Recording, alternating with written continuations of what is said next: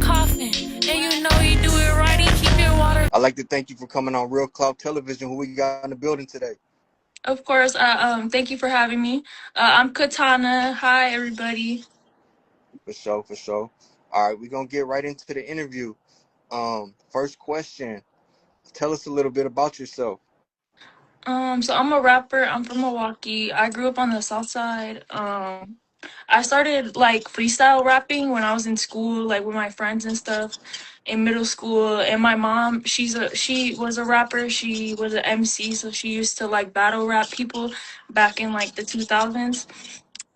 So that's where like a lot of my inspiration came from with music, and I was always around like rap music because of my mom. And I went to a studio when I was younger with her. I don't remember it, but that was like, like a big part of my upbringing with music. So, how long have you been doing music for? I made my first song when I was 19. I'm 22 now, so it's been about like 4 almost years. Yeah. I made my first song when after like my July of Okay. 2023, I think. Where do you get your ideals from?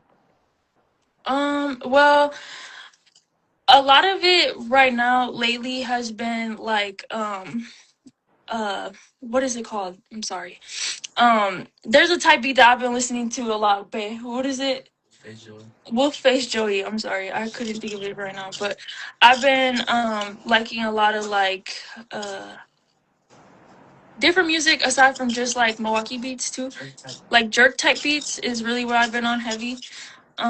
That's where a lot of my inspiration has been, but my inspiration in general I would just say is my mom. Like, just because, like, I don't know, I feel like every little girl like kind of grows up in like their mom is, their big figure. And yeah. In the studio, what would you say is three things that you need with you in the studio? um a blunt, food, and my boyfriend, literally, Okay. because he's my engineer too. Like, he works at the studio Blackout, so he's been working there. And yeah, so Okay, we okay. normally are there. We have a team that we work with, and basically, like, if it's not my team, I feel like I'm not comfortable. When you're creating this music, do you ever come across writer's block? And if so, what do you do to get out of it? All the time. Sometimes like I'll just give myself the break. Like, if I feel like it's been a couple hours, I'm still with my writer's block and I've been at the studio and like I'm getting frustrated, like at that point, that's when I'll just be like, okay, like maybe we could just try again tomorrow, or like it's not your headspace. Sometimes you're just not in the mood, or like, you gotta have a good headspace to make good music, and you gotta feel good to create good content and everything. So sometimes I'll just take a break, or like, I don't know, but most of the time, like, my team normally will try to help me, like, like, just kind of think of one little bar or something just to get me going, or like, I don't know, they normally try to get me out of my funk. So Since being in the game, what have you witnessed about the game? um honestly, more like that artists are really just regular people. Like, I've met a lot of people, just at events, or like just people coming to record at the studio because my boyfriend's an engineer. I'll be with him and stuff, or like, we'll go to events because he also used to shoot music videos and stuff. And like, kind of just the how much people judge an artist is really crazy to me now, that I see like everybody's really just a person. That's like the biggest thing I notice in the game, is like everybody's just trying to do what they're trying to do the same way that you are. And like, yeah, that's Do you have any advice for promo for up and coming artists? um have something to promote. Like, you have to put in half the work too. Like, you can't always just depend on a promo, because sometimes people will promote your stuff only the way that they feel as like it's deeming. Somebody could charge you a lot of money to promote your music for one day, and then you just spent that money when you could have probably made your own content and used like Instagram to promote your own video. Just basically push your content out and make sure that you just reach out to the right people. A lot of these Instagram accounts are not real. Like there will be a lot of Instagram accounts that reach out to me with like 1 million followers or like 700,000 followers, and you'll go to the likes, and the likes will be at like 10 or something. Like the it won't match up. You know what I'm saying? Obviously, some people buy their followers. They'll text you. They'll try to scam you. Oh, I've that, and then like I said, like you're not really gaining anything from it. So make sure that the people that you're trying to work with to promote things are like, I don't know, like even other creators in Milwaukee, or like people from your city, like try to keep it within your city and grow with other people for promo. Make like different content, make videos together, do TikTok dances, whatever it may be. Like that's what you got to do. What's something you're good at that people might not know about? um Gaming. I play a lot of games. I play a lot of video games. What's a risk that you took and what did you learn from it? Um, I feel like a big risk that I took was really doing music. Because like obviously a lot of artists, like when you first start, you're gonna be paying a lot for your studio time, your videos, like your engineers. You're gonna want to pay for your beats. Like everything is gonna be a little like that's a risk to bet on yourself. I feel like that's like my biggest thing that I've done was bet on myself, and yeah. How has the place you're from shaped your music? It shaped my music a lot because I feel like a lot of what I talk about comes from what I grew up around, and I was a foster kid growing up, and I mean, not like the whole time, like I'm not gonna say it like that, but yeah, it was definitely a point. And then I started living with my aunt, and like I just kind of grew up with a lot of like things going on as a kid, and things like switching back and forth from homes and a bunch of things. So like it's like I think that shaped me a lot for like what I talk about, things I've experienced, and like I don't know, like a lot of people, they see me and they automatically think like, oh, like she was just raised like spoon fed or something, and that's literally not at all like what it is. But I just kind of, that's just what it is. But my music has definitely shaped like the way I act. I'm not gonna lie, like sometimes I have a really big temper too, from like how I grew up and everything in my music too, and that's why I kind of like try to like radiate that energy into just like like trying to find creativity in something else. Like What's some of the best advice you ever received?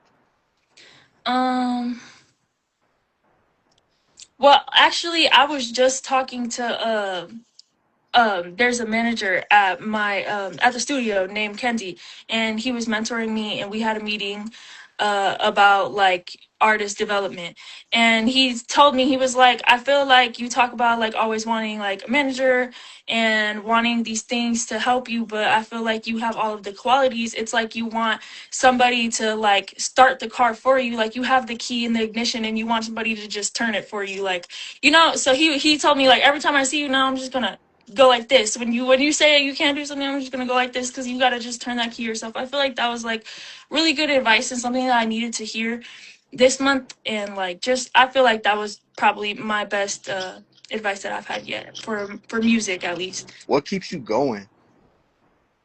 um So really my baby, I would say right now, because that's, like my daughter. She's 1 right now. And I just had her a year ago. So I feel like that was like a big thing for me. Of course, I'm only 22, so that's a big thing to carry at this age. So I think that she really is what I needed and what I needed to push myself more. And she pushes me to do more and take music more serious and actually, push my content more, and like live my dream, even though it feels sometimes like you'll feel guilt as a mom to try to do like, the things for you like this, because a lot of people will try to make you feel that guilt. But I feel like every time she hears my music, she's super excited. She loves it. Like she's literally like, I don't know, she's dancing and stuff. So like I feel like it's something that she'll be okay with and we'll be good, like, And right now I just really push like to just do good for her and use music as an outlet to just continue to like be around my family. I know you spoke about gaming, but what's something else that you like to do outside of music? I like art. Uh I used to draw a lot and paint a lot. Um, Another hobby that I have is makeup. I do makeup on the side sometimes. It's not like a big thing that I try to push also just because like clientele is really flaky. Sometimes I kind of got annoyed of like, people booking and then, the late appointments or like just things. It just was a lot for me, especially like as a mom. So at that point, like I kind of just keep it as like a little side thing that I do, like for fun, for people that like know that I do it. If you know, you know, like I kind of really push my music the most though. What's one thing you that you learned that school didn't teach you? Sorry, I'm not trying to get like way too political, but I feel like mainly like, like more speaking on politics and stuff and everything going on. I feel like that was more like something I had to research myself and something I became very big on. I'm also like a very big activist like for like my TikTok and stuff. Like I have a lot of following on TikTok and I always speak out on like things going on in the world and like stuff like that. And a lot of that wasn't taught to me in school. Like it was really like brushed off like and I feel like a lot of things like that are including like I don't know, like I never really learned a lot about like Hispanic culture, like things like that in school. I feel like that's another thing that I had to learn like outside of schools, like more about like my upbringing, the past from my countries or stuff like that. Like I feel like honestly in my schools, like I didn't learn a lot about other countries and like their their uh their norms or anything really. So if you weren't doing music, uh, what would you be doing? I probably would be back in college. I did go to college for a year for nursing, so that's probably what I would be doing. If you had to send your supporters a message, what would it be? That I love you guys and that I hope that you continue to support me so we can, thug it out. I know that my last video got a little bit of hate, but we will be fine.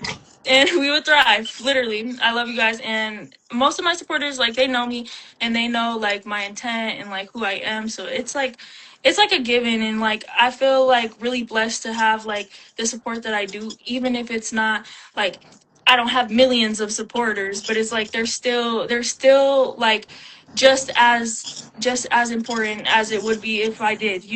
For the new fans and the people watching, where can they find you at? You can find me on Instagram. My Instagram is Katana SCM. That's where I'll be dropping like majority of my content. Also on TikTok. I'll probably put my TikTok like in my Instagram bio or something. I have to change my name on there because I have to change my legal name. Yeah. So what's next? So right now I have a couple songs that I'm working on. I have a potential rooftop video coming up on Sunday. So I'm gonna be pushing out some more content very soon. Everybody should stay tuned.